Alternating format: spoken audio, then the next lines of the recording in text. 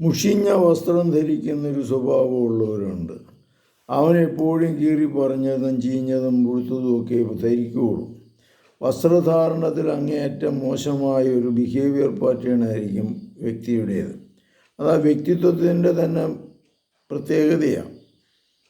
മുഷിഞ്ഞ വസ്ത്രമല്ല ധരിക്കേണ്ടത്. നമ്മളുള്ളത് പഴയതാണെങ്കിലും പിന്നെ ക്ലീനാക്കി അലക്കി ഒക്കെ വലിയ വലിയ തേച്ച് മിനുക്കി ഭംഗിയായിട്ട് മിന്നി നടക്കുന്നതിനേക്കാളും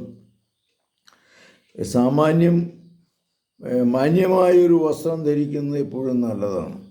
അങ്ങനെ ഒരു ജീവിത ശൈലി രൂപാന്തരപ്പെടുത്തിയെടുക്കണം.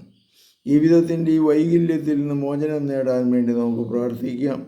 കർത്താവേ, ഈ മുഷിഞ്ഞ വസ്ത്രം എപ്പോഴും ധരിക്കുന്ന അവസ്ഥയിൽ നിന്ന് മോചനം നൽകണമേ. പൂർണ്ണമായ സൗഖ്യം നൽകണമേ, ശാന്തത നൽകണമേ. പിന്നെ നല്ല വസ്ത്രം ധരിക്കുവാനും എപ്പോഴും അലക്കി വെളുപ്പിച്ച് നടക്കാനും അതുപോലെ തന്നെ വൃത്തിയായിട്ട് പരിസരങ്ങൾ സൂക്ഷിക്കാനുമുള്ള സ്വഭാവം നൽകണമേ.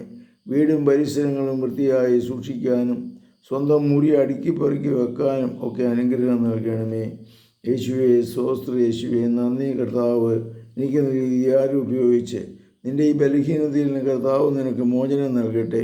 നിന്നെ സുഖപ്പെടുത്തട്ടെ, ശക്തിപ്പെടുത്തട്ടെ. പരിശുദ്ധ പരമദിവ്യകാരുണ്യത്തിന് നേരവും ആരാധനയും സ്തുതിയും പുകഴ്ചയും ഉണ്ടായിരിക്കട്ടെ. യേശുവും ശിയായിക്കും സ്തുതിയായിരിക്കട്ടെ.